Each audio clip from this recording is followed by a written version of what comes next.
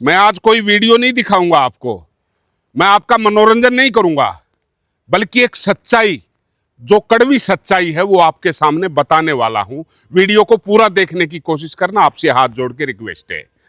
एक माँ, एक बाप अपनी जिंदगी का सफर तय करते हैं, शुरुआत करते हैं, बच्चे पैदा होते हैं, घर में कितनी खुशियां होती हैं, और बच्चे धीरे धीरे बड़े होते हैं, भाई बहन आपस में कितना प्यार होता है, कितनी अटखेलियां खेलते हैं, कितना झगड़ते हैं, कितना प्रेम करते हैं, कितना एक दूसरे को सपोर्ट करते हैं, पढ़ाई में भी, खेलने में भी, हर चीज में।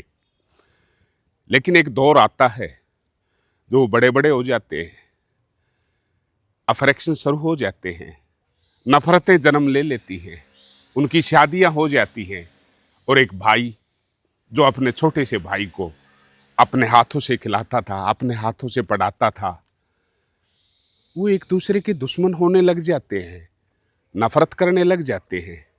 पता नहीं क्यों। धीरे धीरे वो परिवार बिखर जाता है, और उस बिखरन में माँ बाप टूट जाते हैं। माँ बाप जो सपने लेते हैं अपने बच्चों को लेकर, उनके सपने चकनाचूर हो जाते हैं। उन्होंने क्या सोचा था? वो परिवार चलाने से पहले, वो बच्चे पैदा होने से पहले क्या क्या सपने थे, उनके सपने टूट गए। वो एक भाई इधर है, एक भाई इधर है, पूरी जिंदगी गुजर जाती है उनको ऐसे मिलाने में, जो इकट्ठे पैदा हुए थे, एक कोख से पैदा हुए थे, दोनों की रगों में एक खून है, लेकिन वो खून इतनी दुश्मनाई खड़ी कर देता है कि दोनों के रास्ते अलग अलग हो जाते हैं। वो बड़ा भाई छोटे भाई के प्रेम के लिए तरसता है कि कब मेरा भाई आके नुके, मेरे भाई मुझे गले लगा, लेकिन नहीं, वो उसका सपना सिर्फ सपना रह जाता है। आखिर क्यों हो रहा है ये? क्यों एक दूसरे के दुश्मन बने हुए हैं?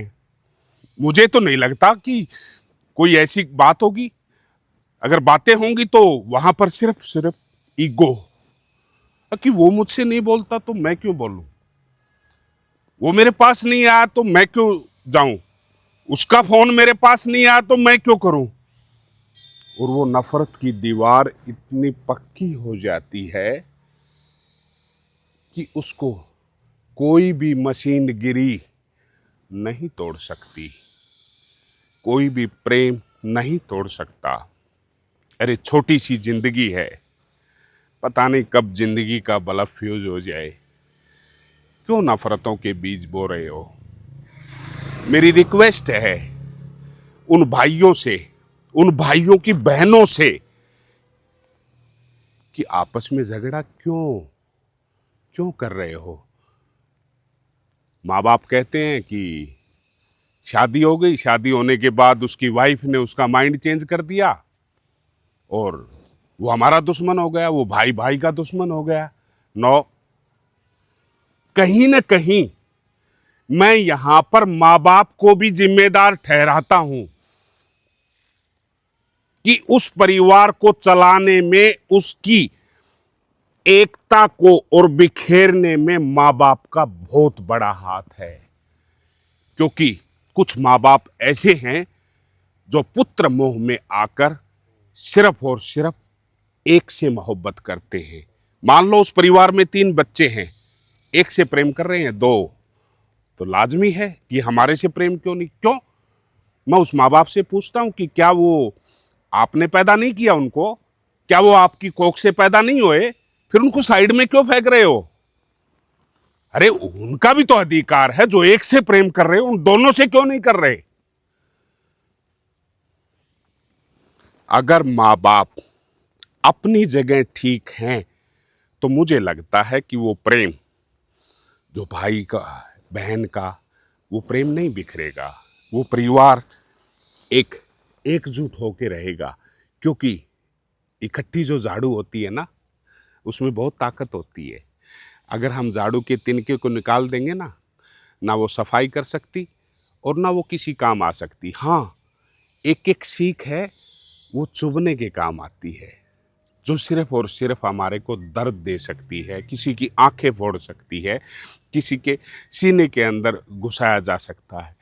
तो सभी से हाथ जोड़ के रिक्वेस्ट है, इकट्ठे रहें, कोई भी ऐसी बातें ना करें जिससे आपके परिवार बिखर जाए, क्योंकि प्रेम और प्यार के अंदर जो ताकत है इस वर्ल्ड में, इस धरती पे कहीं भी नहीं है। क्योंकि एक भाई जब भाई के साथ खड़ा होता है तो वो बड़ी से बड़ी लड़ाई लड़ सकता है। ये उदाहरण रामायण के अंदर मिल चुका है आप लोगों को, जब लक्ष्मण राम के साथ खड़ा हुआ था। लेकिन एक भाई से अलग हो जाए तो बड़ी से बड़ी लंका का विनाश हो सकता है। सबसे बड़ा उदाहरण है विभीषण और रावण। बस इतनी सी बात है।